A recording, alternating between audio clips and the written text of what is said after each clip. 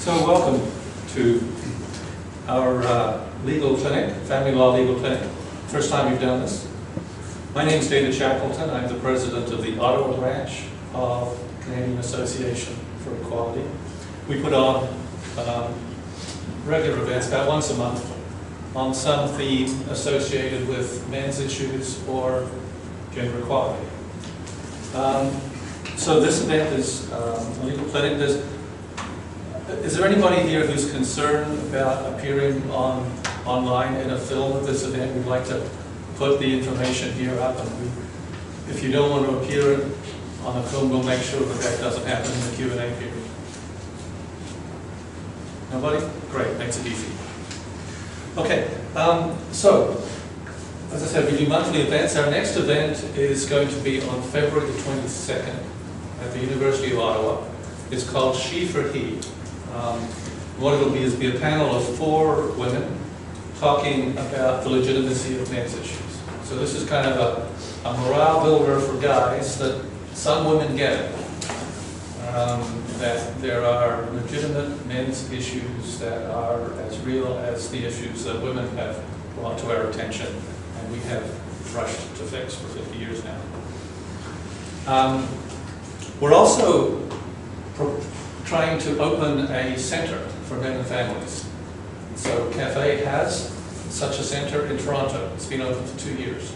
It's full-time, it's staffed, it has services for men, support groups, clinical services, educational events, and so on. We want to do that here in Ottawa. So we're in the middle of a fundraising drive.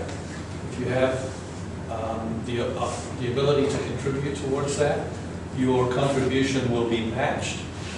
We have a $25,000 matching donation from a Toronto supporter.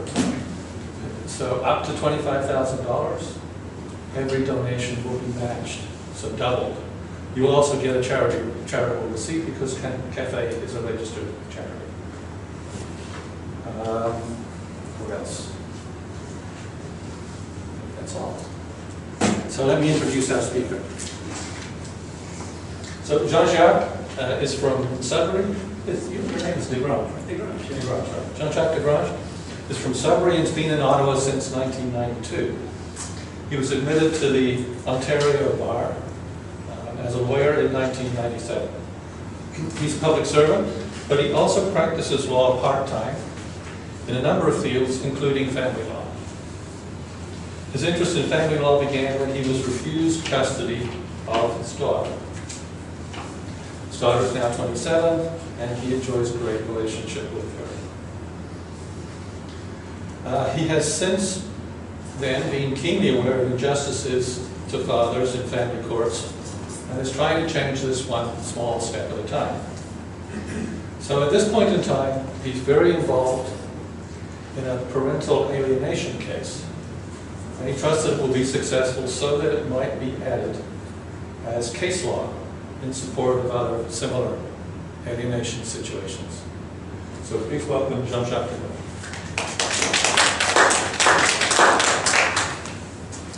So hi everyone, and I'd like to thank CAFE for giving me this opportunity. I'm also very happy that I can provide some knowledge here to those who might be in dire need of it. So family law, I'm not going to do or repeat what David said, but I've been working in law for a long time, and I've been giving a lot of advice, free advice on the side. And it's only lately that I've started to take on a bigger role as in going to court and doing that stuff. It's family law. I did small claims court and stuff like that before, but now I'm just taking it on more. And so when I was approached to give a legal clinic, it couldn't be better. Okay, it's right exactly where I want to go. I want to help people out, especially those who have trouble with not seeing their children. Really, that's where it's at for me. So the presentation I'm going to give today, you have a paper copy, and a good copy for a thing. Okay. So what I'm doing here is presenting an introduction to the system. I can give you a lecture on the law, how everything And God knows, you probably looked it up on the internet, you probably did some reading and stuff. When it comes down to it, what I found out in doing my work is that most people get lost in the technicalities, and in particular with the procedures. So it's all nice to know that we have rights, but how do you enforce that? That's the difficulty. So you have to be able to prepare some documents, you have to be able to show yourself up at court, and even just to get in front of the judge, there's a whole bunch of things that must be done before you can even get there. So I think so I thought it was good to give you like a workshop on the practical side of things, okay? But before that, we're still going to cover a few basics with regards to the law, okay? So if you look at your the presentation I got here, we'll start with an outline, which we'll have a forward. We'll talk about legislation in Ontario. We'll talk about maybe the most important thing, which is your story and the evidence. And then we'll look at the regulations, okay? How we go about building a case, bringing the stuff to the courthouse so we can go to the next step, okay? So, as a forward, family courts is just like any other court system. The reason you go to court is because you don't get along with someone on a point, and you're going to have somebody decide for you because you two can't get along. That's what a judge does in most instances of civil litigation. There's other rules for judges. I'm not going to talk about that today. So that's what that forum is all about, okay? And when people don't agree on things, and they throw themselves in the third party in front of the judge is going to apply what's called the law. The judge is going to look at the laws that were passed by government, okay? He's going to look at what was said before, as in case law. Okay, we're going to apply the same tests again, and you're going to have to live by my decision, because that's the way I figure the law should be applied. Okay? Now, there's good reasons for that. Okay? If a judge was able to decide anything anyhow, nobody would know what would be coming at them at any time. That's not good. You need some kind of stability. So that's a good part of it. Unfortunately, a lot of the times, there's not enough movement within the court system to make the law change. Okay? Then the law changes by case law. We'll get into that a little later. So I spoke about the application of the law. The application of the law, just to sort of repeat myself, is a matter of taking facts. You're taking facts, things that happen, okay, and you're applying these legal principles to it to determine what's legal and what's not. And this is basically the exercise that a judge is doing. Now, your job when you go to court is to convince the judge that the law applies this way in your case as opposed to another person's case. Or if there's a similar situation, you're going to tell the judge, that's what they did in that case, that's what I want you to do here. But your job when you go in front of a judge is to convince them. Now, I understand that some people are a little scared of showing up in front of a judge, but basically a judge needs to hear that. True, he's up there on the pedestal, and he's got the nice little band across, and it can be somewhat intimidating. But there are humans too, okay? And their job is to listen and to come up with a decision. It's just the way you're going to present that makes a difference, okay? Now, lawyers are trained in that, that's good.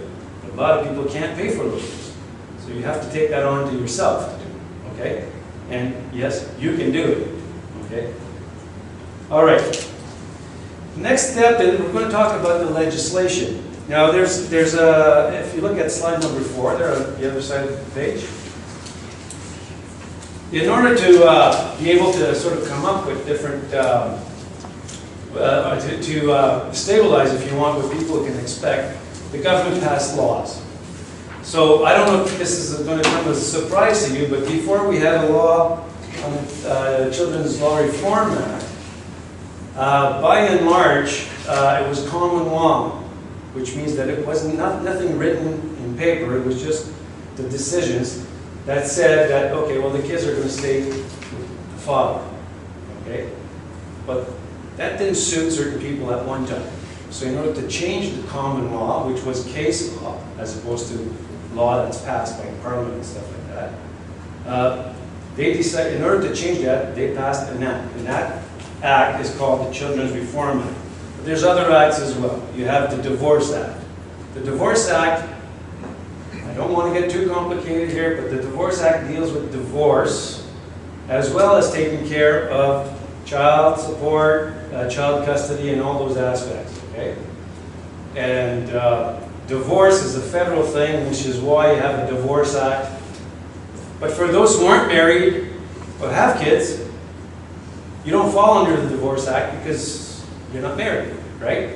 So, to come up with the same plan, the Ontario government came up with what's called the Family Law Act. Okay? And it's basically the same thing as the Divorce Act. And you have a number of things in there, including the Family Law Act. We'll talk about, let's see here, let me think. I think it talks about child support. Yes. Child support, child custody, and division of family, or division of assets between two people who are not married. Okay? Basically the same thing as the Divorce Act. But that's where you get your rights as a parent. Okay? Likewise, you also have another one called the Children's Law Reform Act, and it has nothing to do with reforming children. It has everything to do with reforming the law that was back then. Okay? So the Children's Law Reform Act there will deal with how to determine if a child is yours or not. It'll deal with adoption. It'll do everything that surrounds children. Okay? And that's where you'll find provisions that will speak to the best interest of the child.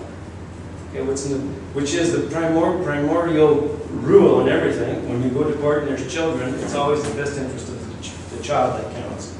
It also deals with parental rights, who gets custody, who gets visitation rights. And we won't go into that. The Children's Aid Society, the whole slew about the Children's Aid Society is in there as well. Okay, and that along with another law, another act that was passed, but a lot of it is right from there. So that's the legislation part of it. So you can go through that section by section, examine what applies to you, what you want to do. We're not going to do that here, okay? We're going to deal with very small parts of those acts. And we'll get into that in a few minutes. But I want to go now to the next slide, which speaks about your story and evidence. Because you can have acts, you can have laws that are passed and everything, but if you can't present a good story, you're not going to get what you want. And when you present a good story, you have to have evidence. Okay? And this is key if you're going to get anything done in court. Okay? So, it's your story when you go to court in family law. It's your story versus the story of the other person. And you can get very emotional about this because most of the time, those stories, especially when you're in front of the court, they don't agree. Okay? They're different. Okay? So, the story you're going to give has to be truthful. Now, there's always two truths. And then someone says there's always the truth, your truth, and there's somewhere in the middle is probably the actual truth. We don't know, okay? But your story has to be truthful. You got to be able to provide your story based on verifiable facts. Okay? So in other words, she hit me. Okay? Maybe she did. Can we verify that? Well, yeah, look, I got a bruise. You know, or something like that. Now that's a verifiable fact. That's something that you can actually go and get and include. Okay? So if you're going through a family law case, or if you have, or if you're about to, okay, my suggestion to you is get your facts straight. Make sure you have them clean, okay? Keep your evidence. Evidence includes emails and texts. Okay? Telephone call recordings. Okay? So When people say you shouldn't do that, I tell people to do that. Now, whether they'll accept it in court is something else. But at least you have it there, right? If you need it, yes. But don't you have to ask permission or let someone know? Well, if one person has knowledge, it's fine. Well, One person in conversation has Go ahead. knowledge. You can't bump a room and have a different private conversation, that you can't tap somebody's house or whatever, but if you're walking in, you have a right to record your own conversation. your own conversation is not a problem. Taping Even if somebody. the other person doesn't know. Yep. Yeah, okay, yeah. Okay. I know, I walk So, around with but tape for a again, reason. there's rules here. You're absolutely, yes, whoa, whoa, whoa. In other words, don't say anything anywhere, because you can be taped at any time. I say tape it anyway, video everything, whatever, okay? You don't have to use it, but at least you have it in hand if ever you need it. And this becomes really important when, in cases where someone accuses you of mistreating your child, okay? You've taped certain things. Look, we've been talking. You can demonstrate a lot of things by these tapes. And that's evidence. It's very important. So, because in the end, it's your word against the other person's. And the only way you can actually trace it back is to come up with this evidence. Okay? So videos. Also, if there's other witnesses, get their names, addresses, phone numbers, okay? And then ask them if they want to testify. But get that first. Okay? Chances are they might not want to, that's fine, but at least you have someone to go to. Now, they're not necessarily going to testify upright, okay, in court, but you can probably get them to testify on paper. Tell a story. We'll talk about affidavits a little later, but get their story, have them swear that it's true. At least you've got something to go on, something that's outside from a third party, especially if it's not connected to you at all, okay, then you've got something that really has a lot of weight when you look at the weight of evidence, right? Okay? So, you have to learn, basically, to craft your story, to write your story, okay? These documents, and we'll have to look at a few a little later, okay? These documents rely on the written word, okay? Eventually, in front of the judge and you talk to them, that's fine. But everything that comes before that is the written word. So you have to, if you don't know how yet, you have to learn to write your story. And the story is written, you don't philosophize in this, okay? You speak about facts. This is what happened, boom, boom, boom, okay? And you don't write you write in paragraphs, but very short ones. And they're numbered. So some of you probably saw that, seen that before, but they're numbered. And they're very short. The reason for that is, we don't care about the philosophies and stuff like that. You just want to say, this is what happened. Boom, boom, boom, boom. Okay? And besides, think about this. A judge, family court especially, he goes through how many cases a day? Which means he probably had to read most of those files. He's tired. He doesn't need to have all kinds of things thrown at him. Very nice, clean, this is what happened, this is what I want. Okay? All right. So, before I move on, if there's any, we can probably look at if there's any questions with regards to that, with regards to that whole aspect of legislation, getting your story right. Is there any questions on that? Yes. I'm just wondering if this Divorce Act, would it also apply if you're common law, like you've never actually been married? No. That is The divorce is, the divorce, okay. It's only. That's the Family Law Act. Yeah. Okay. Yeah. So the reason why you have two acts like that, I'll go into legalese there very briefly. So when the Fathers of Confederation got together 150 years ago, all right, they decided that divorce, marriage and divorce would be at the federal level. And the feds would take care of that. All right? Well, that leaves a whole bunch of people who never got married out of the picture. Okay, so you've got that act, which is a federal law, okay, which basically does the same thing as the Family Law Act. But Family Law Act is for those who are not married. Okay.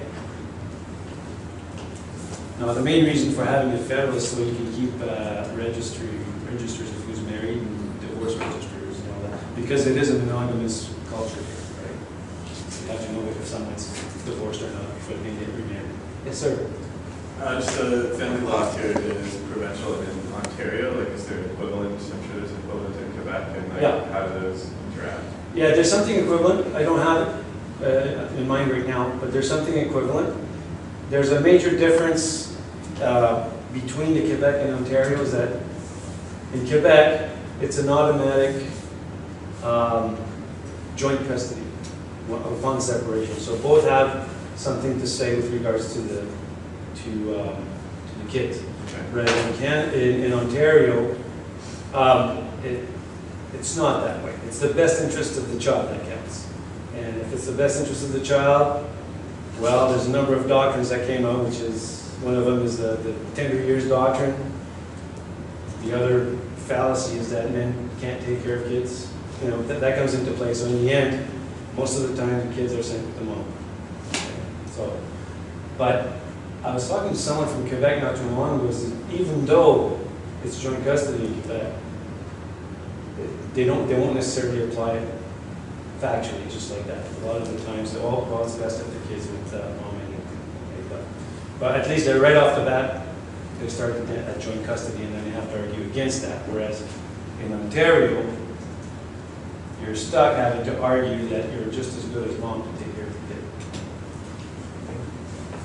Something I've never understood is, and correct me if I'm wrong about my understanding of legal principle here, but rights trump interests in law. In other words, interests are, I mean, it's in my interest to have all of your money, but your property rights trump my interest in yours, right? So rights kind of are higher than interests. And yet, in family law, we have this thing about the best interest of the child. Yeah. And it seems to trump rights about, property rights that parents might have and so on. Yeah. How do you understand that? Well, I think that from the beginning, what they're looking at is the child as being this being who's innocent, who really should be put in terrible situations and whatnot, and a very vulnerable person. So it's that the interest we have in the child is to make sure that they're in a safe, okay place. Why didn't we make that the rights of the child as opposed to the interest? Because interest is presumably- essentially unlimited. Yeah, presumably because, you don't have that many rights until you're 18, right? But there's the children's right, I agree, there's a whole thing about the children's rights. To what extent should we take that? I don't know, okay, but in the end it was called the best interest of the child. They may have taken that right out of, some university philosophizing about, what's best for the child, simply. It's okay, well, we're going with that particular theory, and boom, you put it on paper, and there you have it. Okay? Let me just tell you where I'm coming from with that. I think if we talked instead of the interests of the child about the rights of the child, then they could be enumerated and they would be limited. So the rights of the child is basically that the parents would support them to a certain basic level that would be their right. Mm-hmm. But with interests, what we get is that there is no basic level where it cuts off. Instead, if the father happens to be a millionaire, then the interests rise to a much higher level of income. Mm-hmm. And so I just wonder about that. It looks to me like there might have been a hidden agenda when that was set up. Because, really, what I think would be appropriate would be that the child's rights would be addressed after divorce. But That's an interesting concept. I've never really thought about that. Maybe they did think about it then, when they drafted the legislation. Maybe it's time for someone to lobby on that. I don't know. But no, point very well taken. I'm sure, I didn't research that, so I can't come up with a very clean answer, okay? But bottom line, yeah, it's the best interest of the child that rules. And well, we'll see as we go through the course or as we go through this course or this workshop, and when we go to court, that's applied very freely. So that's probably your answer right there, okay? It's not a right, because a right is something that belongs to you, whereas an interest is you can play with it, right? Okay. All right, so right now, if there's no other questions, we'll move on to going to court and the procedures. Now, I'm going down to the practical stuff here, okay? So if you guys want to talk about the law and what the law says, I have no problem with that. You can ask questions on that at any time. Like I said, I just think that the practical aspect is probably better. Okay? So going to court requires two things. You've got legislation and regulations, or rules if you want. It's like a game. Okay, a game, you have the board, you have this, you have that, but there are rules you need to follow. So, although it's a very serious game, much more serious than, say, risk, you still have to follow, you have to follow the rules. And the rules, just to give you an idea, is all about process. And I gave you a rundown, in a package you have in front of you, you should have, I'll try to find it. Here we go. It's the one that's called Family Law Rules. Okay, and it's the third page in. Okay.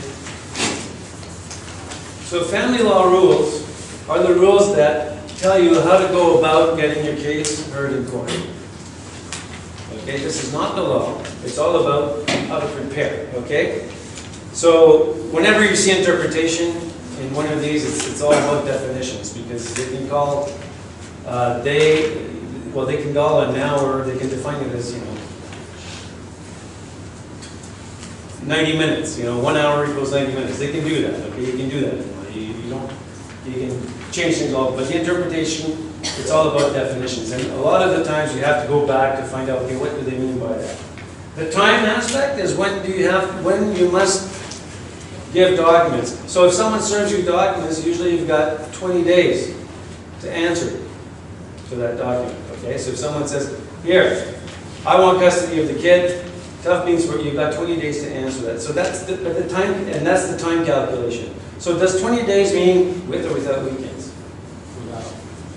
Without. Okay. 20 business days, isn't it? No, It's not. no, it's not.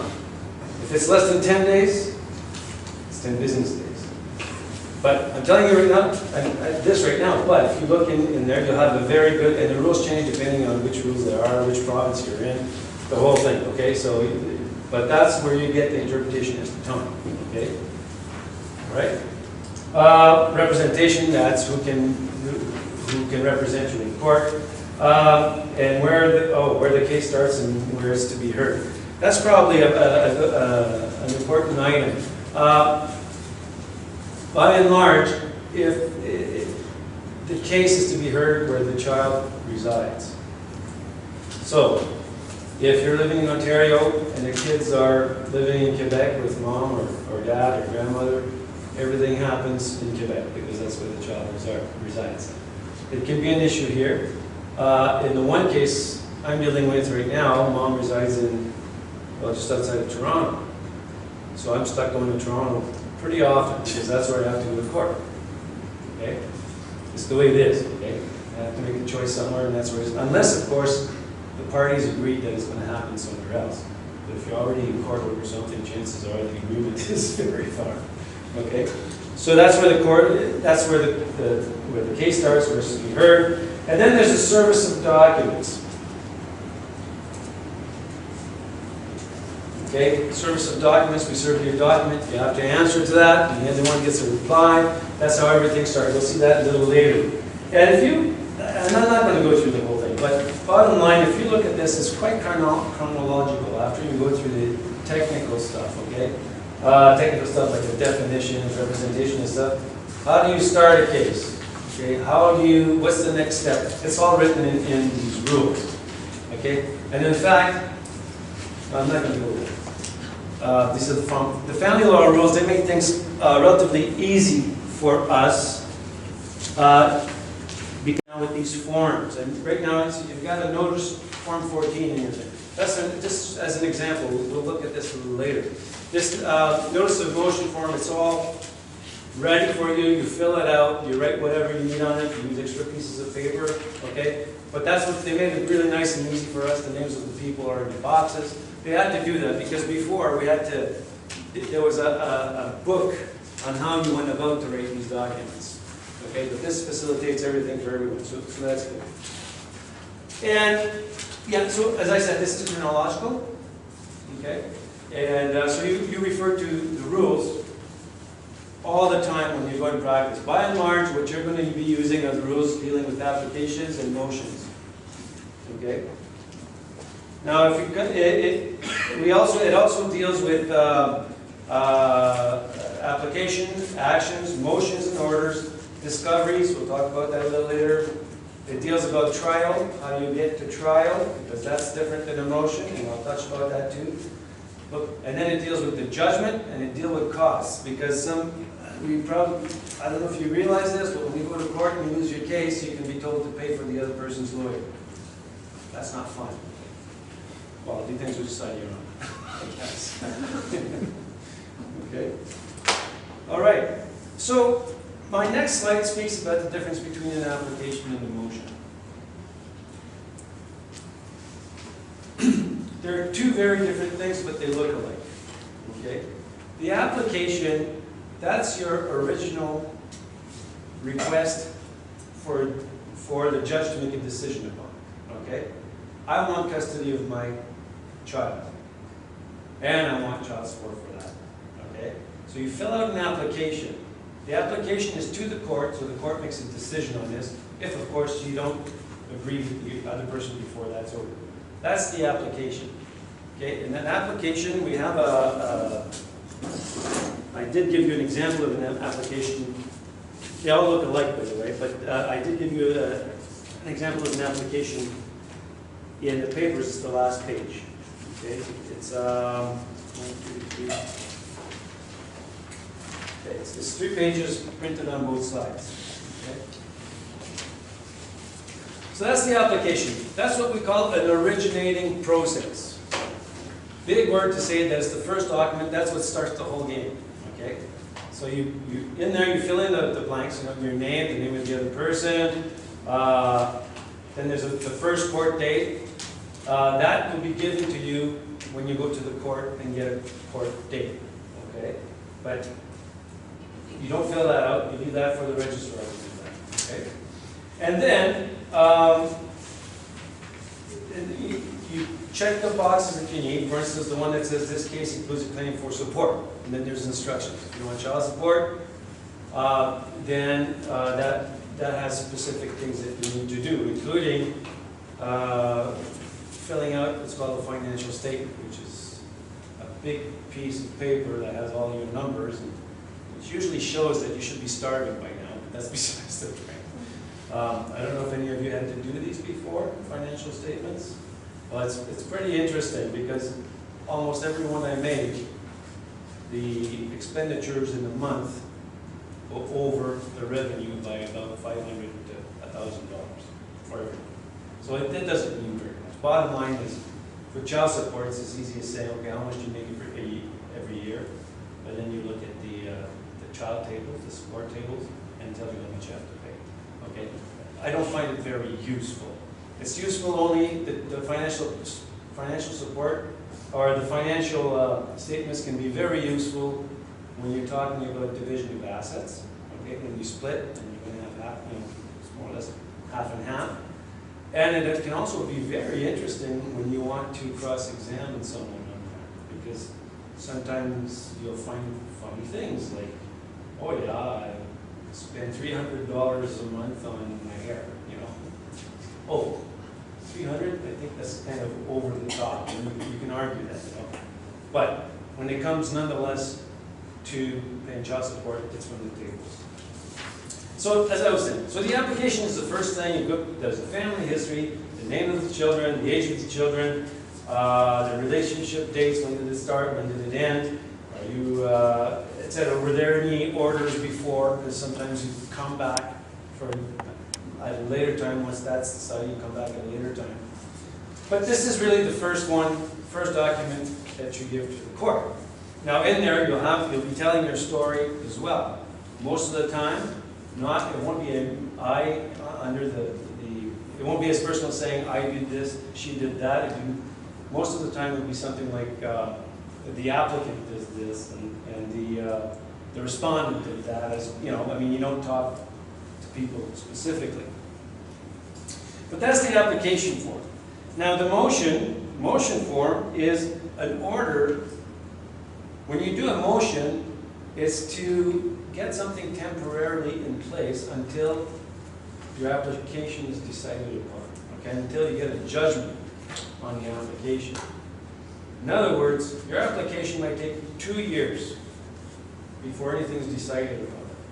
Meanwhile, there's things that need to be taken care of. Where are the kids going to stay? Okay, who's going to pay child support? Et cetera, et cetera, et cetera.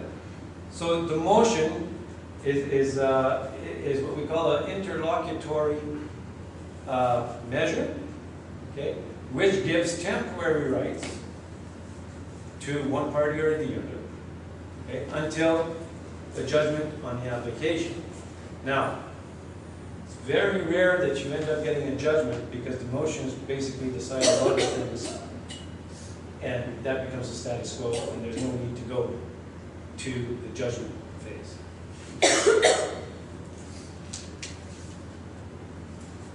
All right. Can you explain that? You're saying that the motion generally turns into the judgment in effect. Yeah, but by status quo, basically, okay? Well, here's the best example. So in other words, it's really important to get the motion. Right. Absolutely. And yet that is the thing that has presumably a lot less procedure about it. It's not supposed to be Yeah. temporary.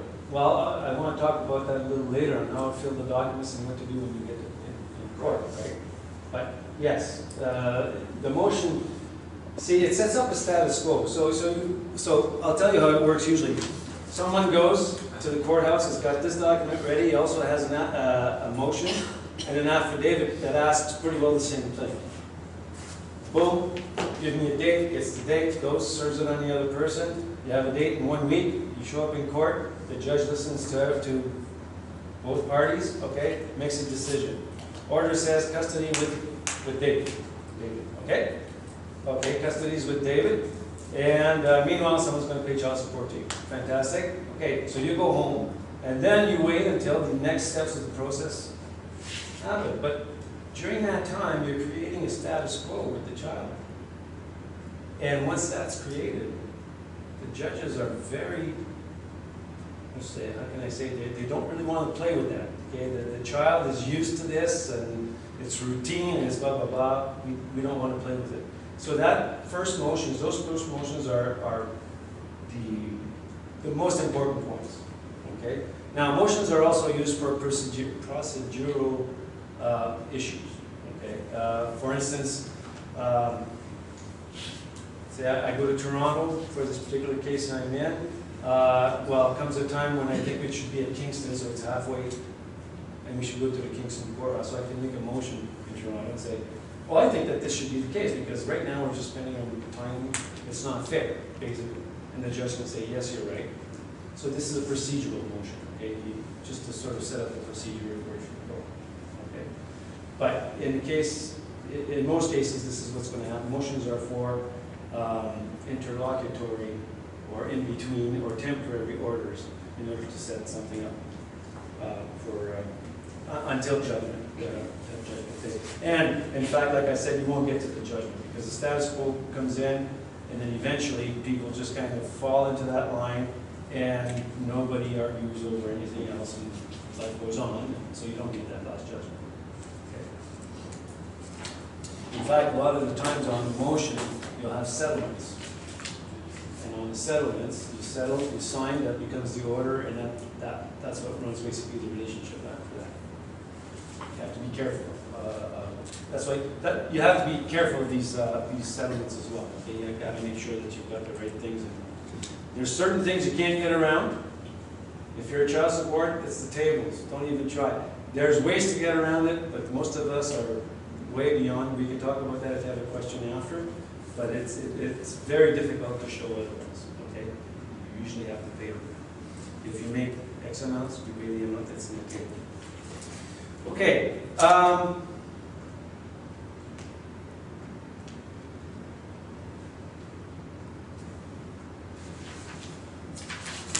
Okay, yeah, I just spoke about the motion slide, or interlocutory process.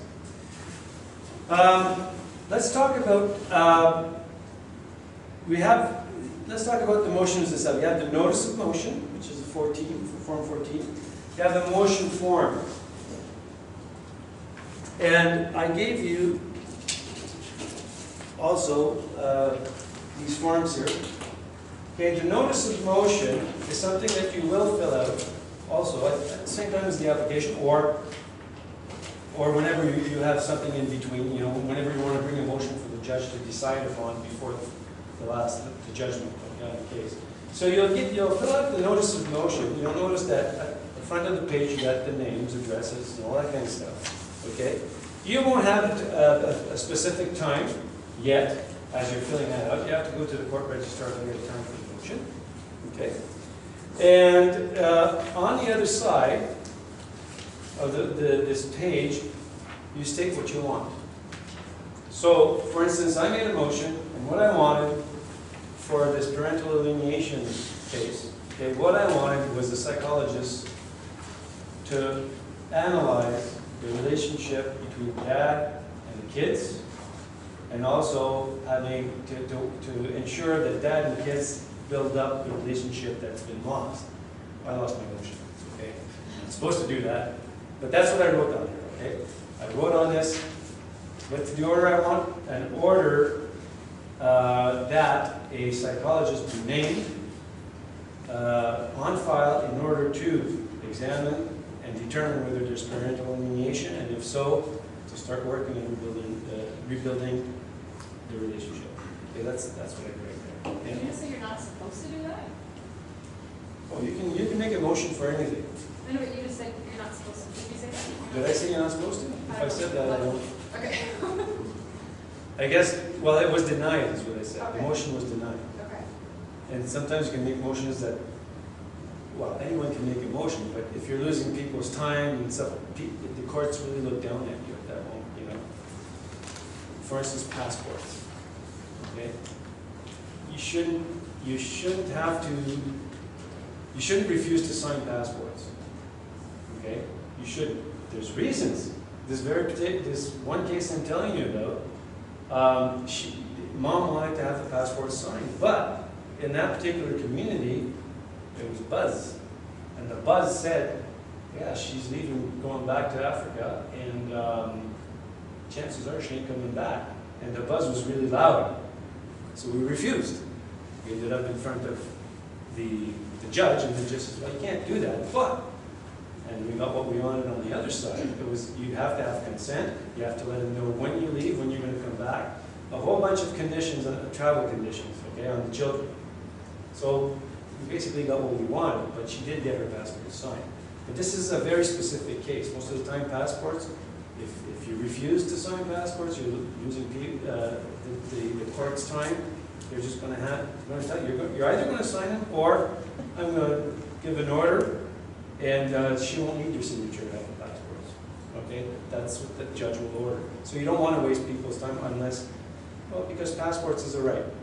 Okay, you have a right to have a passport unless and you shouldn't, like, you especially these, I think you need a passport to go to the United States now. Okay, so that you know, you don't want to stop this mobility kind of thing. Okay, that's why. Okay, but then again, you can limit you can limit the freedom to travel to the extent that you're going to give me the itinerary, the dates, this, that, the numbers of where I can reach the kids when you're over there, whatever. It's not too bad if they're going to Toronto. That's not needed.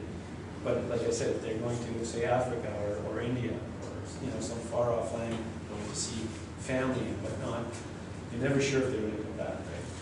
So, does either parent have the right to take the child out of the country without notifying the other person? No, they have to, right? You have to have a consent. To leave the country with that. Yeah, yeah.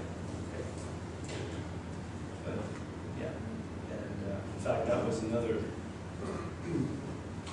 So how is that enforced?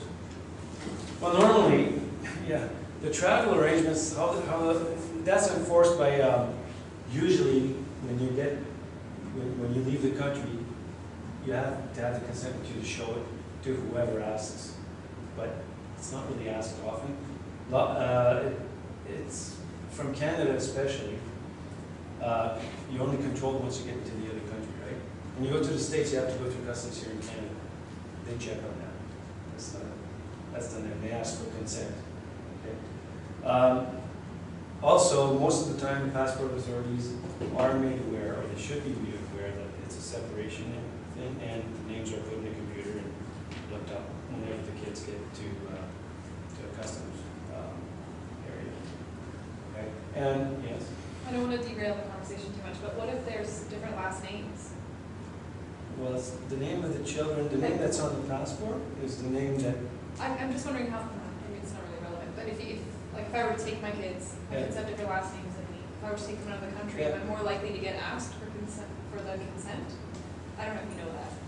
Well, let's just say when you'll find out when you really get that situation. But, yeah, no, the name that's on the passport, my client, the children don't have the name of the last name of the parent, okay? And so, so it doesn't matter. The fact is, if it's in the database and it's been flagged, right? Because my client, you call the passport office and tell them that, there's an issue here and that you're afraid. No problem. We put that in the computer and they flag it. Okay, they can flag it. So I'm told. Okay. Anyways, Is anybody being prosecuted for failing to catch a child that was being taken out of the country wrongly? when they were caught, yeah. Pardon? When they were caught, yeah. No, I don't mean the parent. Oh. I mean the lack of enforcement, failure, if there was a failure of enforcement of the border, what we're talking about. Is anybody ever being disciplined for that? I don't know. I wouldn't, you don't surprise me. Or is human, I suppose. Yes, sir. Just to clarify my mind, so there's usually one application and any number of motions? Is that the case? And so you were talking about the story earlier. Is the story kind of like resides in the application and the motions kind of don't really have to put any of the story information in there, or is it just well, it all resides in the application? Most of the time in family law, what your application says, the motion, especially that first motion, to get that, so that custody is established right off the bat, will have the same story. Okay. Now, the other motions that come up are something different. For instance, we had, in the case I'm talking about, we never thought we'd have this travel issue come up. So we had to come up with an affidavit that said, no, we won't sign, and this is the reason. So in the motion, the motion's accompanied with an affidavit, right? That's part of the story. The affidavit is your story. Okay? That, in order to speak about these travel and the risk that they were going to leave for good, okay, that story was about that, and not about custody or anything like that. It was this is what the buzz is in that community. We believe them we know they're honest and everything. They would be talking about that. Okay? So that's what that affidavit is. And we're going to talk about affidavits in a minute as well. Anyways, just to get, you want orders made. With motion, you get orders. With applications, you get judgments, okay? And the orders, like I said, a lot of the times they end up being the, becoming the status quo. Okay, so motions. You also have affidavits that accompany the motion. Now, sir. I apologize. Yeah. Someone I have to pick up was here earlier than what I intended. Do you have a business card I can grab for you, please, if you wouldn't mind? I don't. I left in a hurry. You're not coming back, are you? No, I'm not going to be able to, unfortunately. No, unfortunately, I left too quickly, I think. Hang on. Piece of paper, anybody got? Here. Is there a number I can pick up here? Here's the poster, phones. Leave a message, Thank you so much. I won't be able to take on every case, I'm way too busy, okay, so. But I can answer some general questions.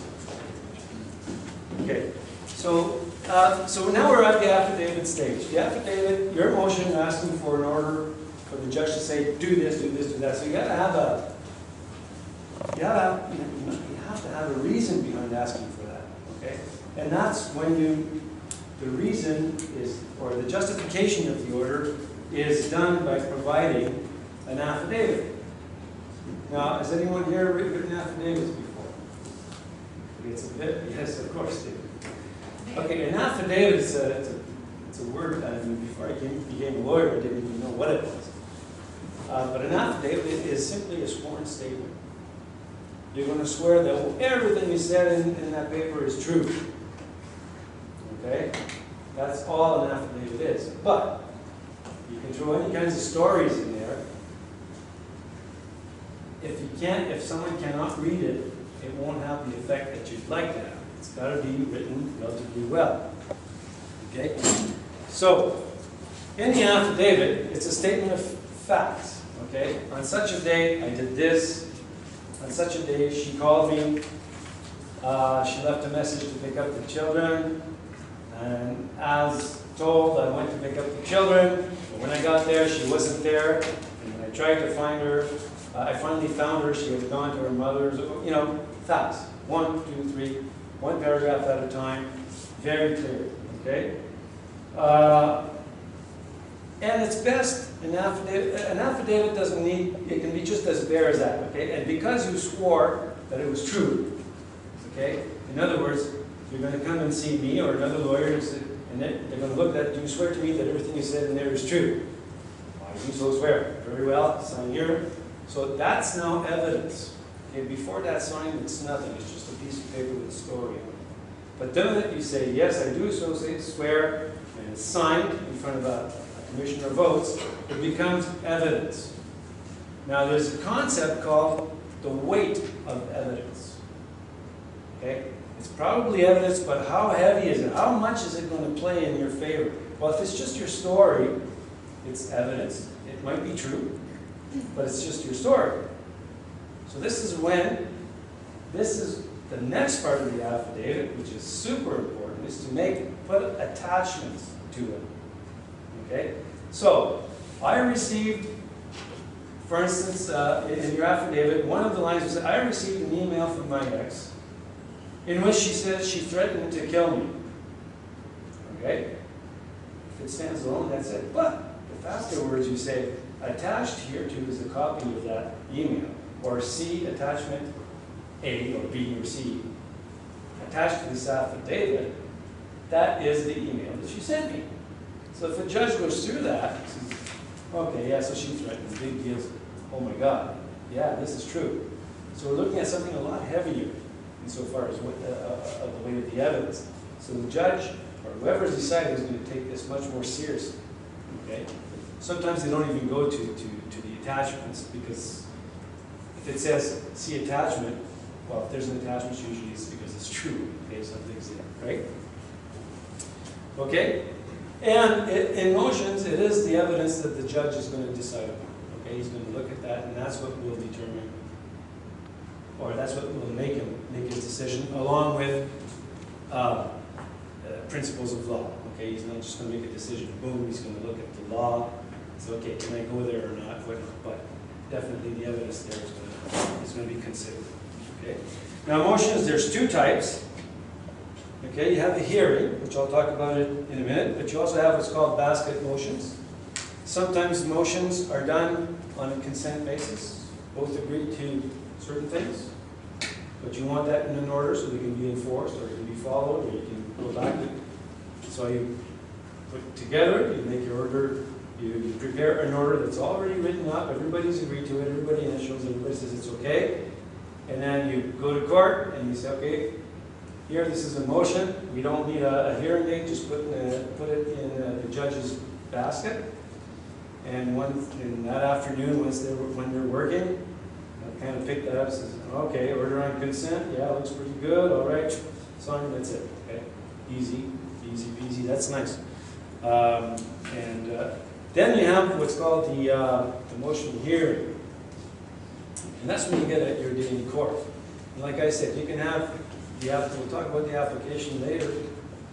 But that's one of the most important things you'll get is your motion. Your motion, okay, the judge will have read the documents the night before, usually, okay? Because when you, let me take a step back. You get your document, your motion ready, you go to the registrar, they give you a date, you go and serve that on the other party to tell them, oh, there's a hearing at such a date, you better be there or else, okay? You go back home, they provide an answer to that, okay, a document that answers that. And then there might be a reply, if you don't agree with certain things in there, you can send a reply, whatever. And then that's put in what's called a continuing record. And then the judge, and then your court date, you're getting closer to it. The night before, or the day before, everything's ready for the judge in front of him, okay? So he walks into his office in the afternoon, usually because the hearings are in the mornings most of the time. He's going to take out the documents, he's going to start reading them. He's going to read your motion document plus the affidavit. He's going to also read the response and read that affidavit there, okay? And then after that, the reply if there is. And then he's going to hear you. And at that point, he's aware of the facts. He's aware of the contradictions, okay? But now he wants to hear you prove your point. Do the proper argumentation, okay? And so arguments are heard, okay, but only on what's filed. Okay, so you'll go to court and you'll talk only on what's part of that motion and nothing else. You're not going out of there, okay? You stay there, okay?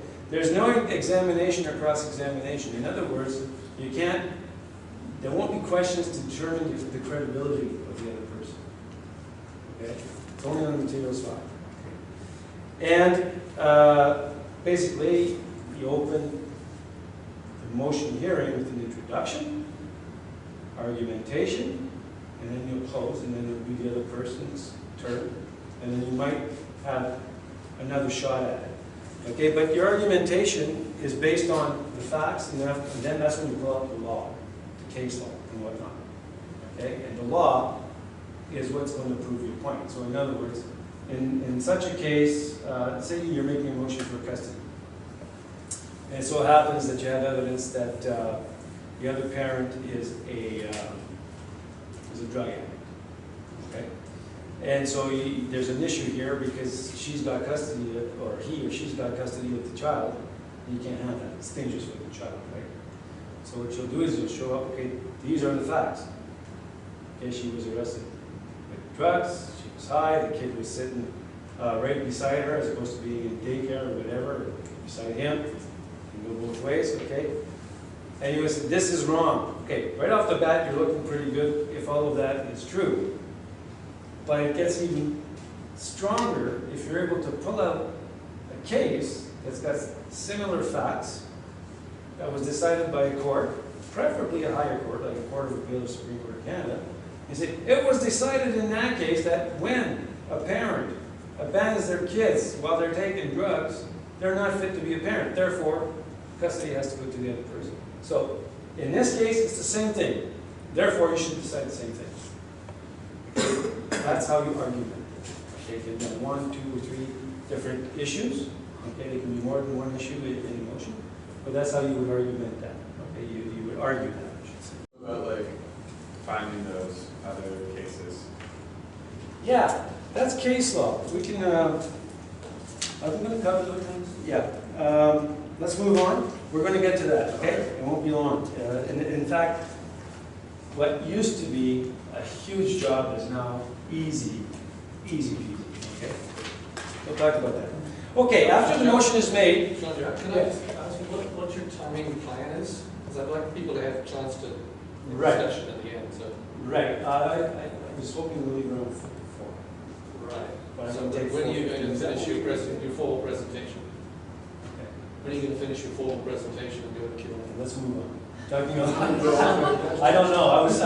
Frankly, I'm behind. I thought it always happens to me, and I never learn. So, judges don't. Can you get a cutoff? Let's cut off maybe about 22. Is 20 minutes going to be enough for questions? I think so. Okay. Okay. You like 10% of my story. What's that? You might get 10% of my story. Okay. Yeah, for sure.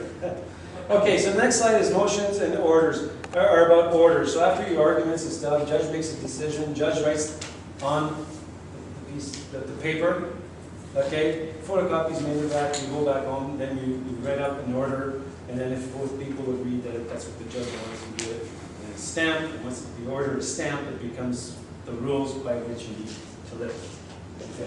Okay? All right? Okay, I spoke about service of documents. Just so you know, service of documents does not need to be done by somebody else. You can do it yourself.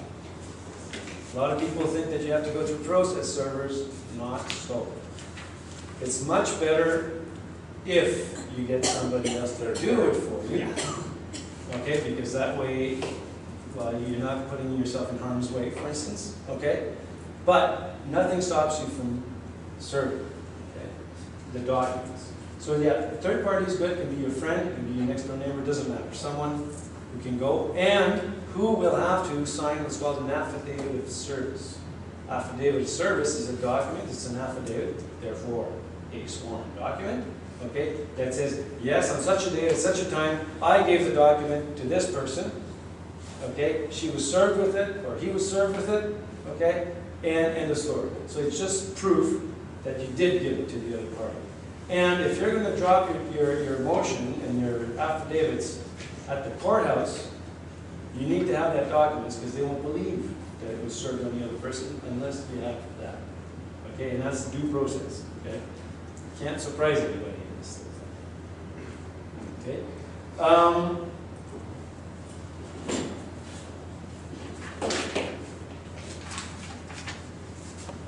Okay. It's important also to know that that first document that you're going to serve has to be served in person.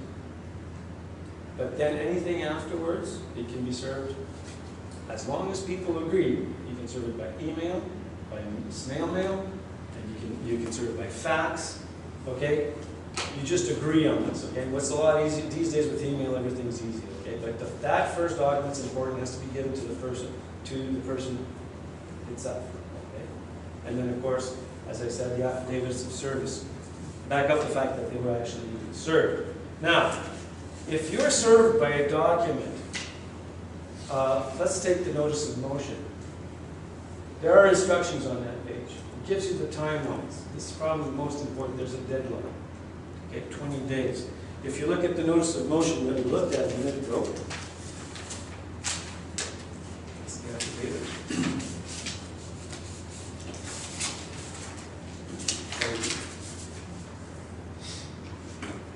Okay, application. The instructions on there. This is the application, not the motion. Okay. If you want to oppose any claim in this case, you have only 30 days after this application is served on you to serve and file an answer. You've got to watch these things. If you miss that deadline, it's an uphill battle after that. Okay, you have to find reasons why you didn't respond in time, whatever. I mean, if you were in a hospital undergoing huge surgery and they put you away for 30 days, then that might work as a good excuse. But anything else, you'll have to justify the fact that you were there, and you don't want to go there. So you want to try to answer that as soon as possible after you've read the document. But the fact that's what's being said because you don't believe it. It doesn't make sense to you. The fact is, read it once, relax. Do your Zen thing, whatever you need to do, come back, and then begin your story. That's not the story I know. And that's when you'll start preparing your answer. This is my story. Then you'll start writing it down. Okay? Get away from the emotion, and then once that story is written down, especially on computers today, you save it, and then you just print it up when you need it. Okay?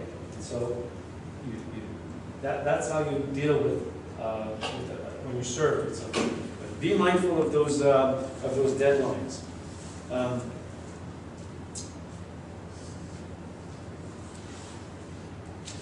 Right. Craft a response within a time allotted.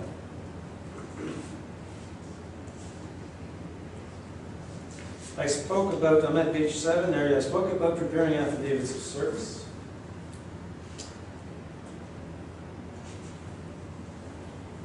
I also said that if you're the one making the motion, you prepare your documents, you go to the court to get a date for the motion hearing, unless you're doing a basket motion. Most of the time it'll be a hearing, you get a date, and then after that, you serve the document on the other part, right? Then you'll get an answer coming back from them, and then you might have a chance of reply. Oh, let me just a word on the replies. Replies are usually reserved for new things that are brought up in the answer. So, you know, you've got your first affidavit, you drop it in, or your first story, you drop it in, then they respond, and they bring in some new stuff. Well, the replies to address the new stuff that's been brought in. Okay? Sorry.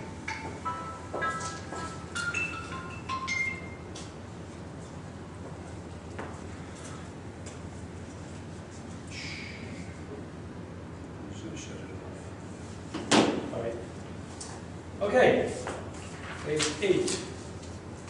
So we spoke about application. We spoke about when you drop it off, you made a claim, I want custody of my children, blah, blah, blah. You got the motions that come in between. You also have, in applications, then you go to the next steps after that, okay? Which one of them is a discovery. So you have a bunch of affidavits.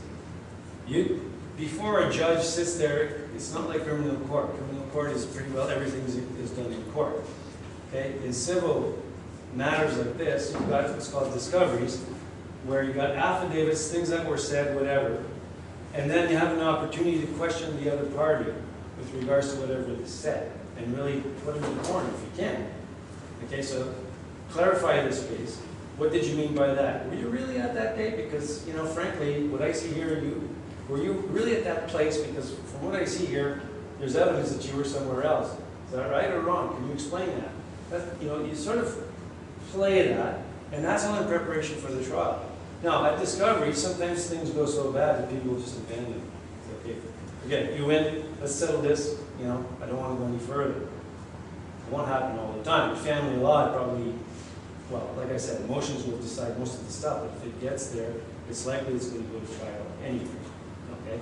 But you have an opportunity to question whatever they said and try to get at these people's credibility. Okay? Are they truthful when they talk? Okay? After that, those discoveries are usually taped. And then after that, transcribed, and they're very expensive to get. But you get these transcription, and you can use that at trial. Trial is when you're in front of the judge. That's when you have witnesses. You have the opening statements. This is what we're going to argue. And for this, I'll call witness 1, witness 2, or sometimes you don't need witnesses, depending on how the discoveries went, right? But that's when the case is actually tried. Okay? Trying a case means pushing it every which way to find out the truth. And once you have the truth, then you can make a good decision on that, right? And eventually it ends up with a judgment. Okay. So these are discoveries for the application. Like if while that's in the works, it might be 2 years, but new stuff comes to light and you want to submit that to the body of evidence, I guess, or story. Is that the idea of what a discovery is? No, the discovery is to discover if what the other person said, even if it was 2 years ago, if it was true or not. In family law, like I said, with regards to children, you rarely go there, okay, because the status was established. Now, when you go, most cases where you go through discoveries is on division of family assets, right? So I have a company and they say it's worth $100,000. Okay, but the other side says, no, I know that company's worth $1 million. Okay, well, here's my assessor, is that what you call them? Those people who assess the value of something, valuator. My valuator says it's $100,000. Oh yeah, well my valuator says something else. And so this is where you come with discoveries. You ask questions. You say this, you know, what do you mean by that? Who is your valuator? Oh, he's your best friend. Isn't that nice? You know, this kind of stuff. Stuff you'd probably see like in court, although it's not in front of a trier of facts. Okay? That's what happens. Okay? Like I said, in custody, you don't get there very often.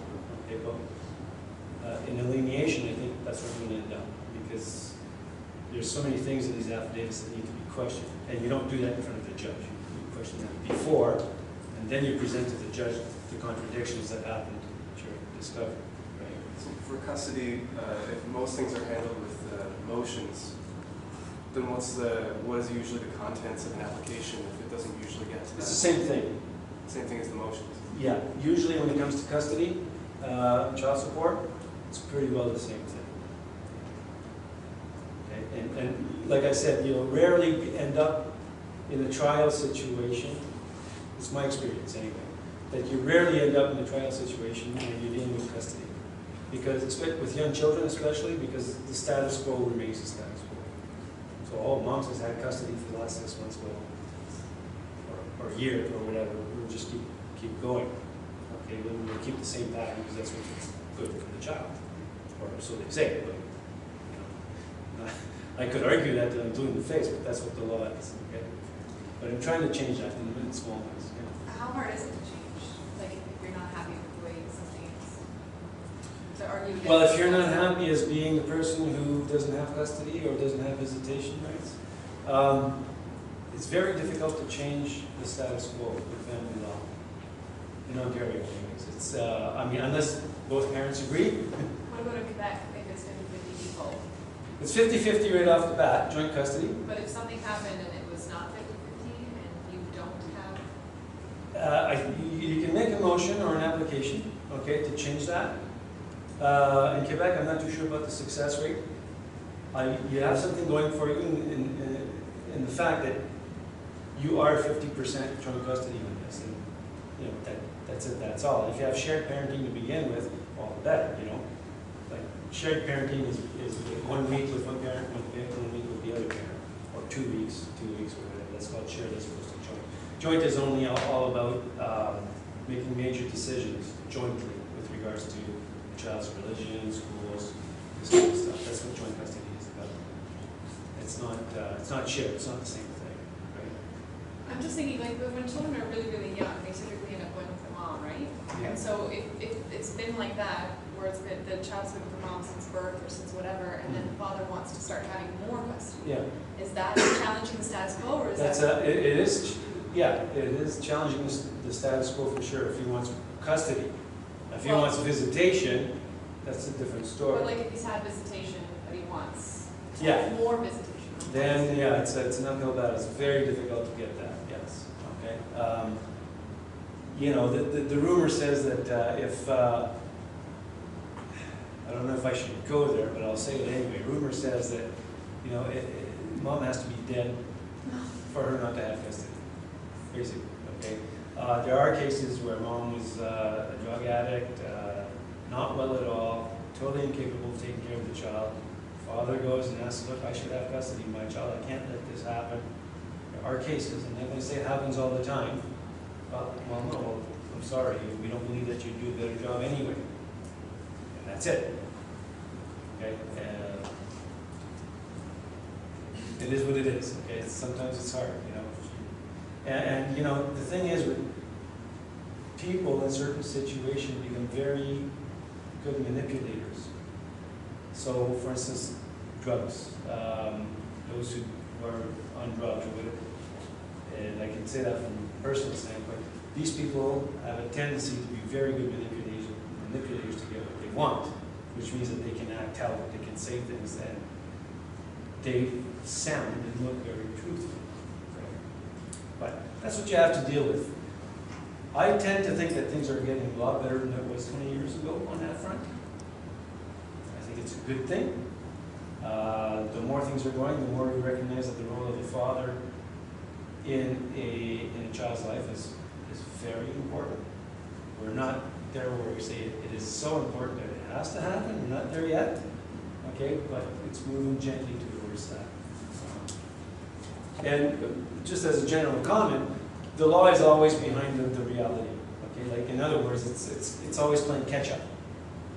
Okay, the law takes place to remedy a situation at one point, and it keeps going that way. Okay, and then a new situation comes up, and so what? well, that's like this situation, so we'll apply that, and it keeps going like this. It's always behind, okay?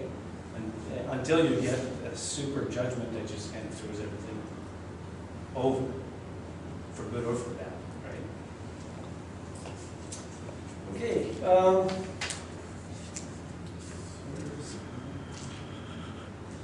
Okay. You might want to take if you're going to go, if you're ever thinking of going to court, or if you're served with documents, there's a website you should note down. It's called Ontario Court Forms.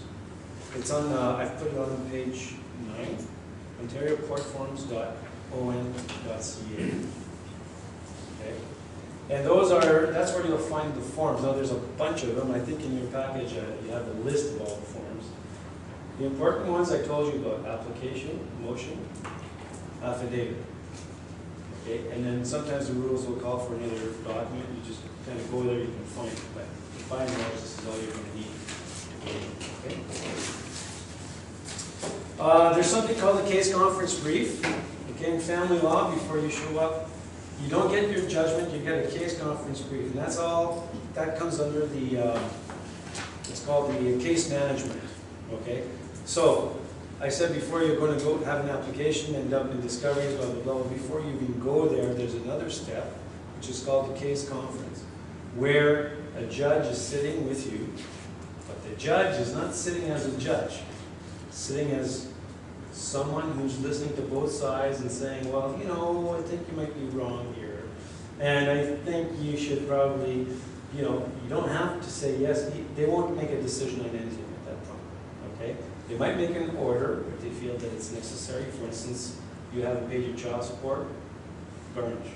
Okay, they might decide to do that at that point. They're entitled to do that. However, most of the times they look at the issues and try to settle it so that the parents don't go up all the way to the end of the application. Okay, they want to try to settle that as soon as possible. It doesn't always work, as it was in the case with this parental mediation thing. But you know, that's different. The law is relatively new, you know that, so we'll see where it goes. Okay, and now, oh yeah, confirmations. So when you do a case conference brief, the form is there, you just fill in the blanks, and what you don't know, you don't fill it in. Okay, just, of course, you know your children's birth date, so put that in, children's names too, you know, everything you know, you put it in, okay? But what you don't know, you can leave blank. Okay? And if there's an issue, someone at the courthouse will tell you. I find them very cooperative at the courthouse in Ottawa. Okay, so anyway, so you do your case conference brief, and then you send that 4 or 2 days before the case conference, which is not a hearing, but like a hearing, and you have to send what's called a confirmation before that. I think it's 24 hours before that. Confirmation is important because that says that yes, we will be there. You are confirming that you will be there. If you don't send that in, they'll just take you off the roll and you won't get your date. You have to start from zero, try to get it go again. Okay. So remember, if you go to that extent, if you go to the case conference, make sure you fill in that confirmation on time. It's all a question of time, right? 2 days before hearing, 1 day before hearing. Look at the rules; it'll tell you a lot of stuff. So we're going to talk about case law. This comes to your question: where do you find case law? So when I started law school, case law was all in the books. And you had indexes. You had to look in the index, and they're classified under case name, keywords. What else? Date, issues. So you had to go to the book and the index. You had to find whatever, and you know, people were actually paid to take out these keywords and whatnot and prepare these huge indexes that you go through to find the case that supports your case, or the case that will bring down the other side, or whatever. You know, these days it's over. You go on the internet, you go click, flip, you find it. As long as you're good with handling keywords, you should be able to find the cases you need. The one place you can go, it's in the document, it's called canley.org, C-A-N CLII, which stands for Canadian Legal Institute. Canadian Legal Institute something. Anyway, I forget. But you go to canley.org, and it's very easy. You click here, click there. You'll find your way. You've got a keyword search. You also have a case search if you know the name of the case that you're looking for. And it's a lot easier. Now, you also have all the laws in there. So, if you go to Family Law Act Ontario, and say you're talking about the section that talks about custody, right? So, in Canley, what's really nice, because there were other books for this before, what's really nice is that you click on the section number, and it'll ask you, do you want me to give you all the cases that have spoken about this? Yes, so you click on it, and boom, you've got a whole bunch of cases. Okay, and you can look through them. Sometimes what's really nice, sometimes you get like 5 cases. And that's easy to read through and find out, you know. Sometimes you get thousands of cases, so you have to sort of sort through them. But it's a lot easier than looking through books. So go have a look at Canley. It's a wonderful site. It's got the laws of every province. It's got the federal laws, and it also has case law that's been decided on that. And I mean, in Family Law Act, Children's Law Reform Act, and you click on whatever section, and it's wonderful. It's made my life a lot easier, put it that way, as a lawyer. Okay, does that answer your question? Yeah? Okay. There are other sites, by the way, that have case law, but that's sufficient for these purposes. I spoke about arguing the case. Preparation for arguing can be difficult. It requires concentration. The internal dialogue rolls and rolls and rolls. But the main thing is to stay focused. Focused when you prepare and focused when you argue. I like to do it this way. The day before, or 2 days before, I start with an outline of where I'm going to go, based on the stuff that I wrote, right? And you focus on that. So, in front of the judge, you'll say, today I'm going to argue this. I'm going to say this, this, this. Okay? So I'm going to start with, for instance, I'm going to talk about the facts. Then after that, I'll pull out some case law that supports what I'm saying. Okay? And then, conclusion, where you reiterate the fact, this is what I'm asking, and in fact, you just repeat very briefly what you just said. In fact, this is what I'm asking, and in fact, all the case law I gave you supports that, and the reasons it should be that way is because it's the best thing for the kid. You finish like that. It's very, very brief, okay? It's the middle. And a lot of the times when you're in front of the judge, what might occur, and this is, you know, things are either very good or very bad, a dialogue starts happening between the judge and you're no longer with your notes. Okay, so, no, this is, and if you know your stuff, your case, relatively well, or you should know your case well, and you can control emotions and whatnot when you record, you can have a really super dialogue or a really terrible one, because sometimes they ask questions and you just want to go under the table because you don't know the answer, you don't know what to say. Okay? But that dialogue, and that, I find that those are the cases where things have worked super well for me. And the judge is trying to know something, trying to be able to, wants to sit on something and say, yeah, you're right. And he wants you to tell him that, because the judge doesn't necessarily know everything, and you're the one, you're the person helping that judge to come to that decision. So he's not chastising you, he's not doing anything other than trying to get that information so he can make a decision. Okay? So if you get to that point, the judge asks questions and you start dialoguing, it's usually a good thing. You'll know if it's not a good thing, trust me. Okay. So we covered here a number of things. We spoke about the law. We spoke about legislation, what legislation applies. I don't know if I'm we won't go through that, the Divorce Act, the Family Law Act, etc. We looked at, well, case law in support of that. That was near the end. We also looked at forms. We looked at the process. I hope that I gave you a good idea of what the process is, because that's where you'll stumble most of the time. Okay, you know what your story is. You just have to know how to present it. in the forms and in the way that the courts want you to present it, right? So that's why I went through that exercise, and perhaps we'll have another workshop where we'll just work on affidavits. I think that'd be cool, eh? If we just had a workshop, we'll write affidavits, there won't be a lecture there. I think we could do that. Keep that in mind. Okay, that's the next one. Okay. Great. Yeah, so now we can go on to the questions, I guess. If there's any questions. Right, I'm going through a very complex parental alienation. Okay. I went through it in the beginning of 2010, January. My ex decided to sleep with the guy that was living in my house and then orchestrated an assault against him. And he had threatened me when I hit him and charged me with assault, kept me from my daughter for 9.5 months. I got a court order that I see my daughter every weekend. We would go to motorcycle events. My ex wanted to come and I brought her because she kept asking for my daughter, and I try to keep, you know, so that I can be the better man. Like, okay, we can get along together and do something with your mom and everything.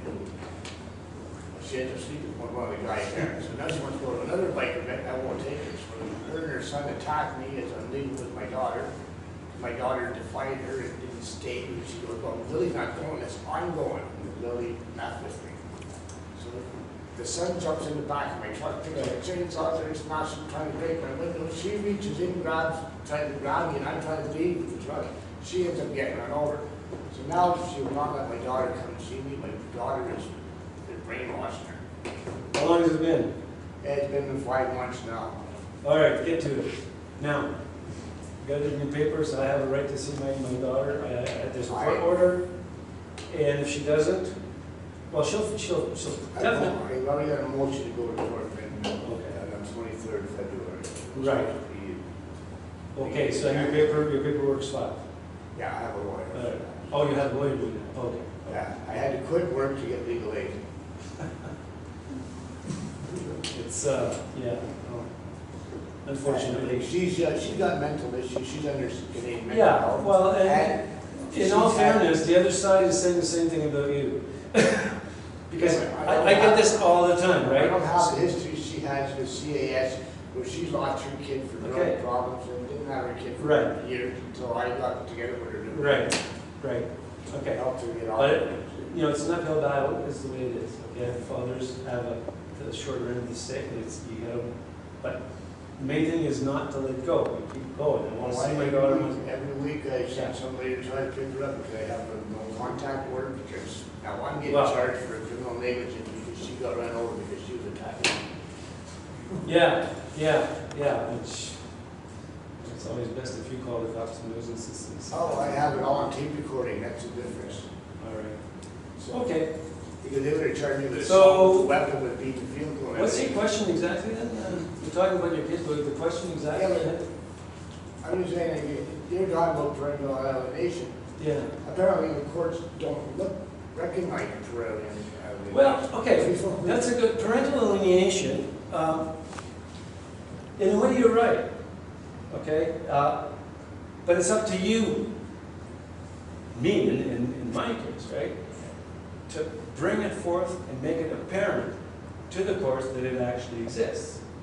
And you know, again, you're trying to convince someone who's in charge of applying the law.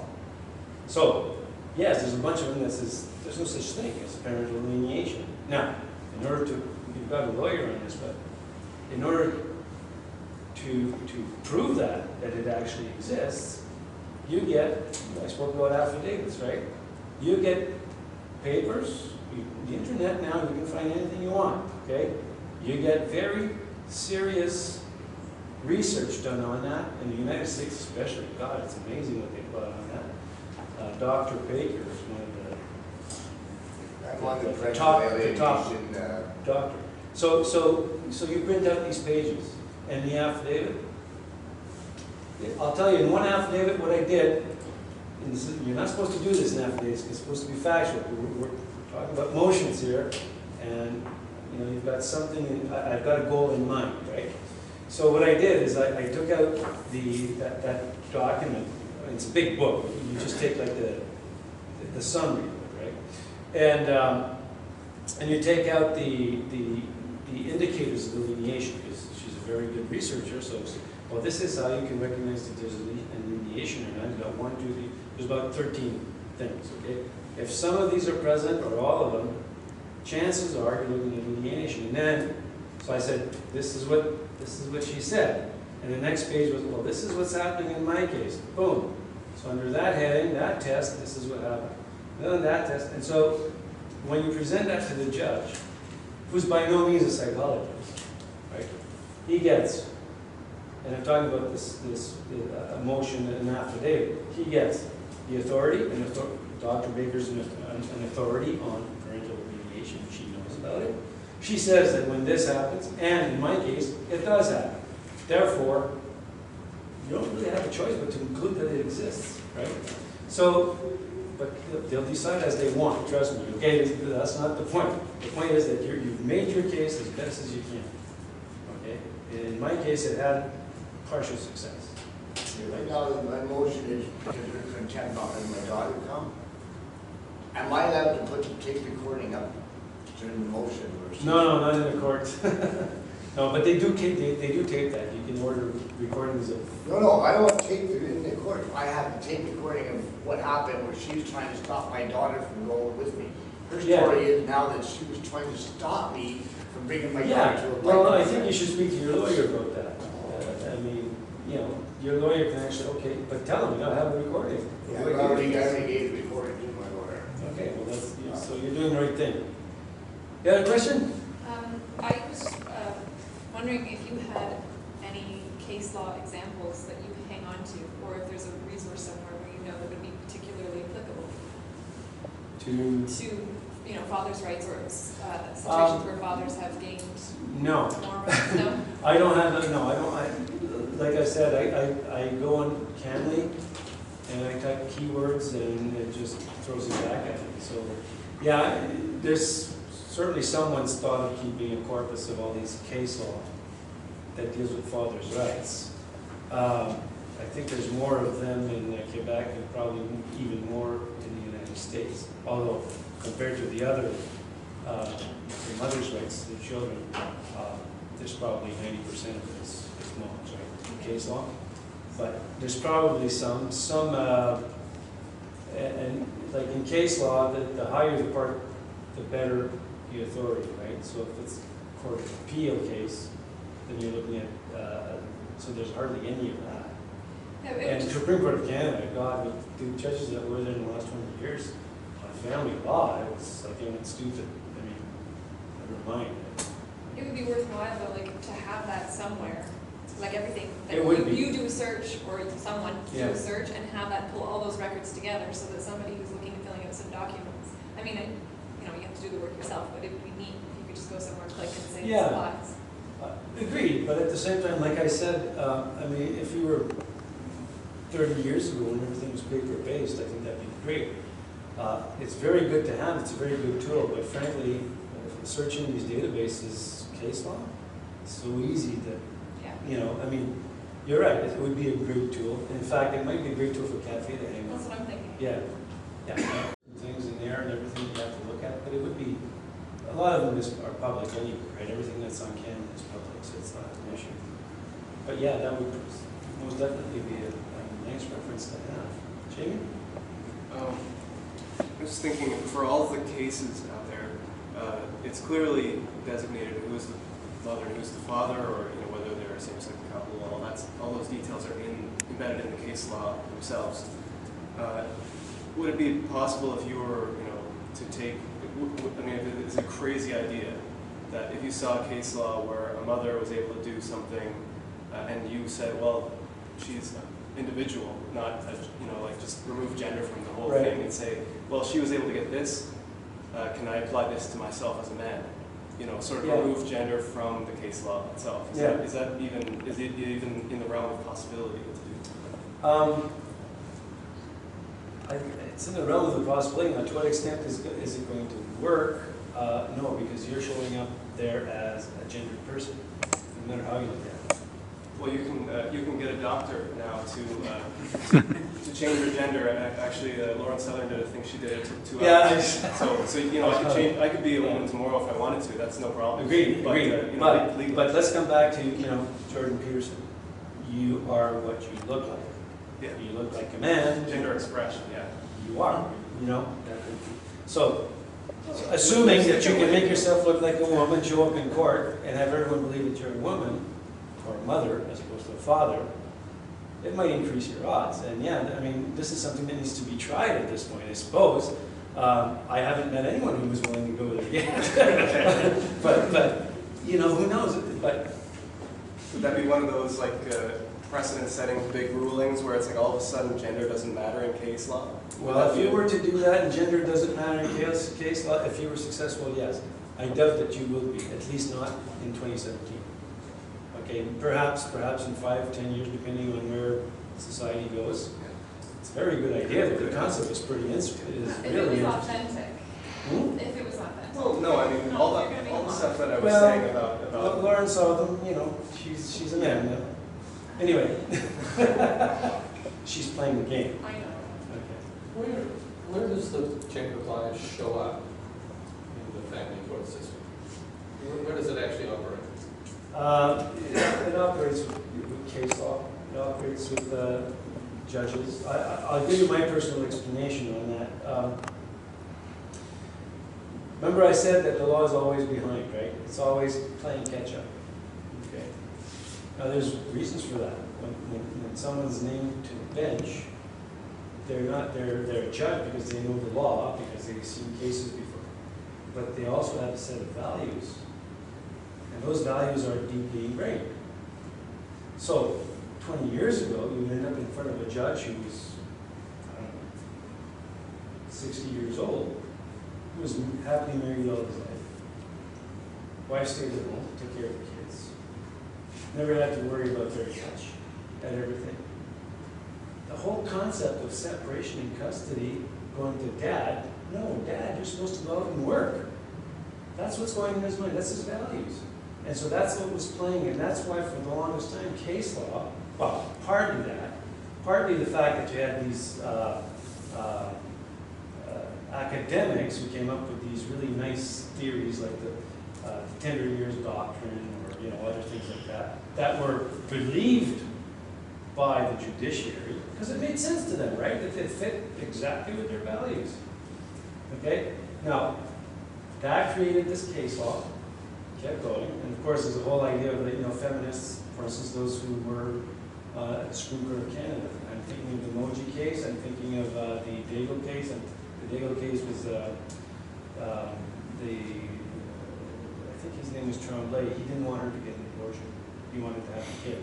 And so they said, that one ended up by saying, well, yeah, we understand you, but, it's her body, so that means, so you don't have any rights. And you're done. So that was, so you have it just kind of follows like that, but it's behind. So that's why it's going to take a long time to come. Now, the judges that are named to the bench today, if I'm going to come back to what I was saying, are very likely these people who have not necessarily had a happy marriage, who probably divorced twice, probably lost their children, probably lost half of everything they had due to the division of family assets.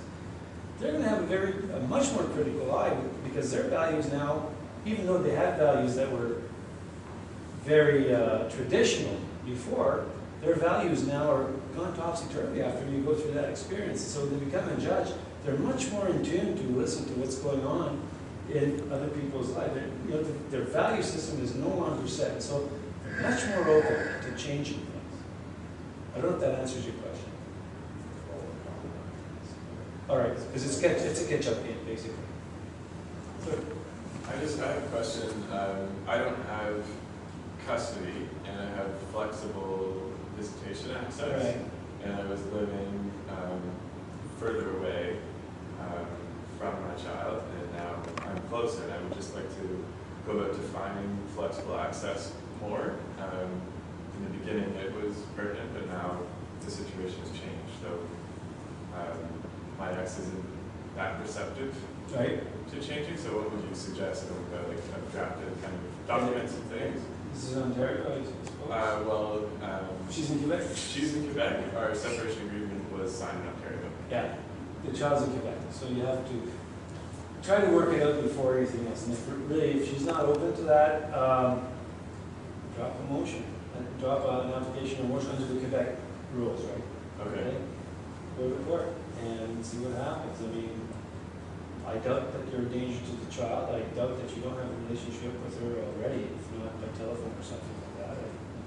I just force it. I mean, this is how you're going to. This is how we're going to make things happen. This is how the law's going to change. Now, just so you know, when I speak to judges, when I spoke to judges, certain meetings and whatnot that I went to, they hear fathers. They hear the plea of the fathers. But damn it, nobody comes to court.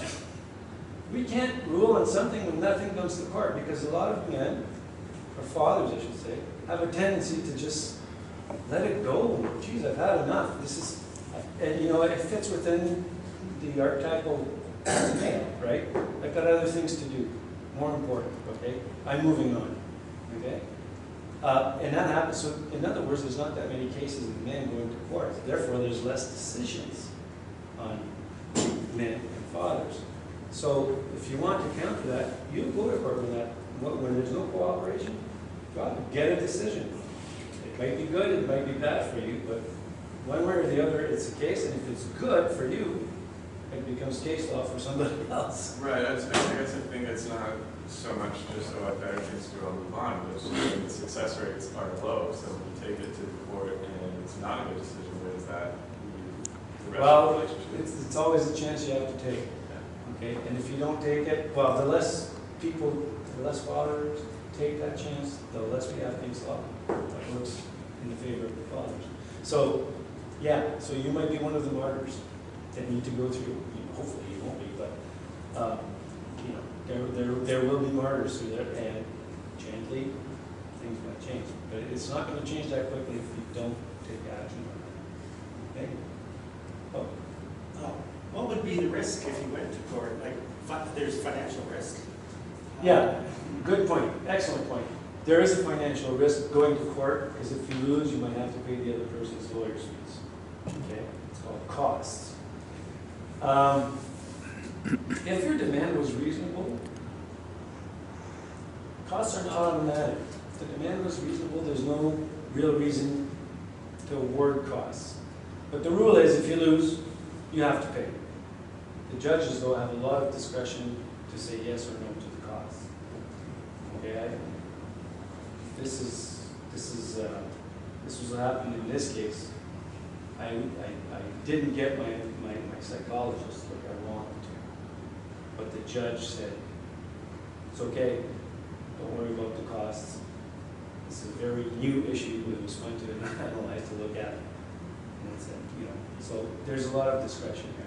And in a case like where you want to see your child, you want to come back, and especially if you show to the judge that it's in the best interest of the child to have a relationship with the father, you know, chances are you're either going to get it. If you don't, the demand is reasonable. They just might say no costs. That risk is there. It's true. It's true.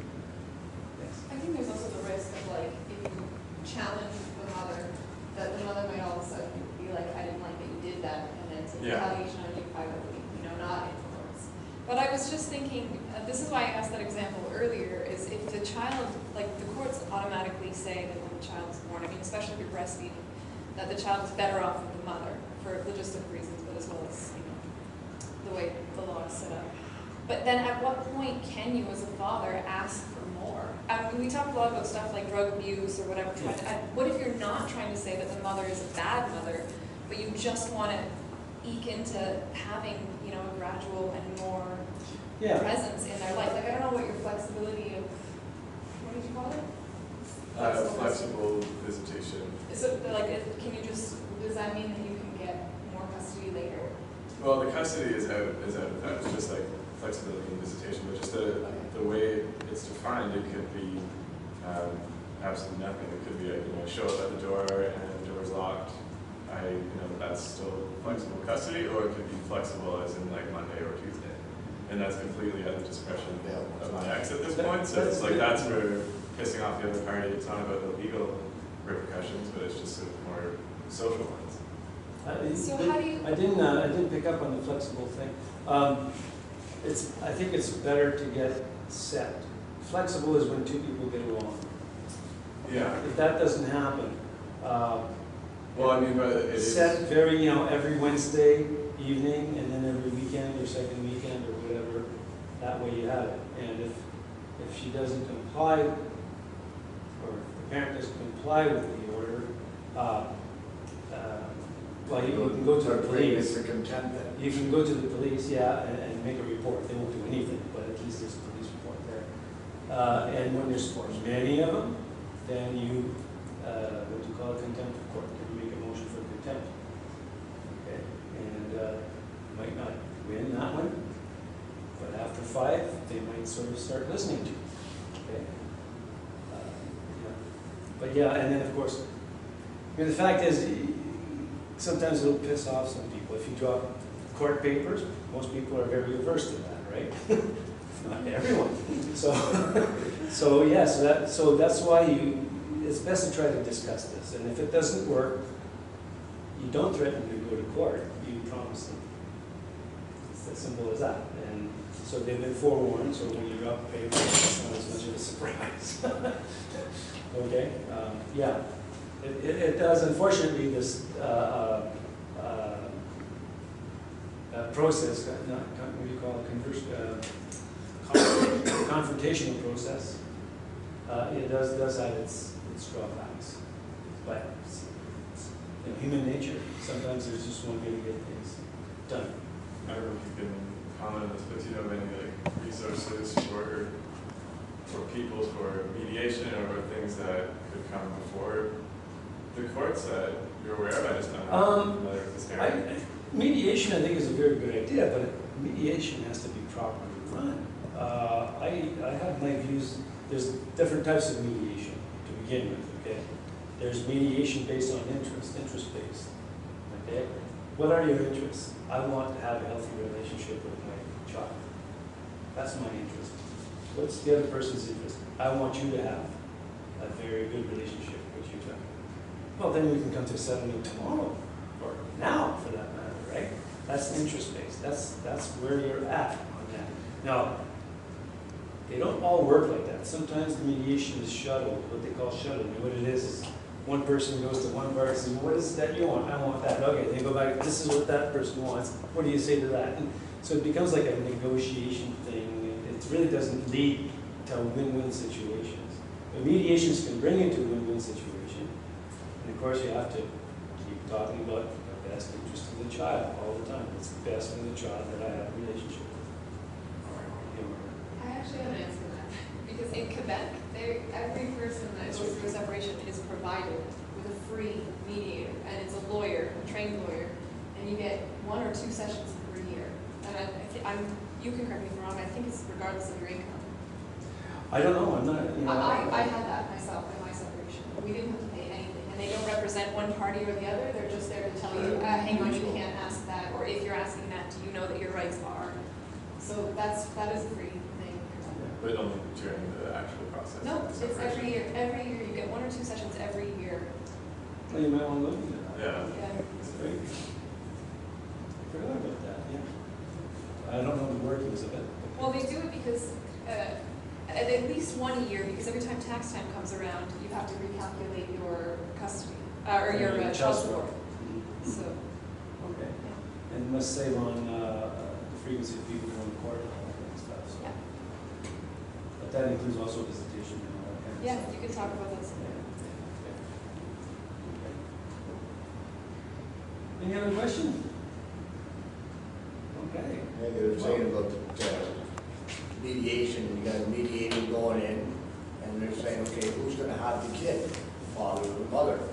The judge says, okay, the mother goes first, the mother goes, well, I carried that kid for 9 months, and went through the pain of labor and everything. So she figures she should have the kid.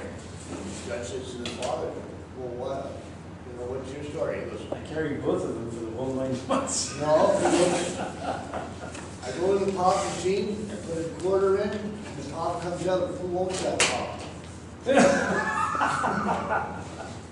Okay, that's one way of looking at it, for sure. All right. Okay, well, I guess that's it. I hope it was informative to you, and hopefully we'll see you around. Maybe at the affidavit workshop, we should probably get that. Thanks.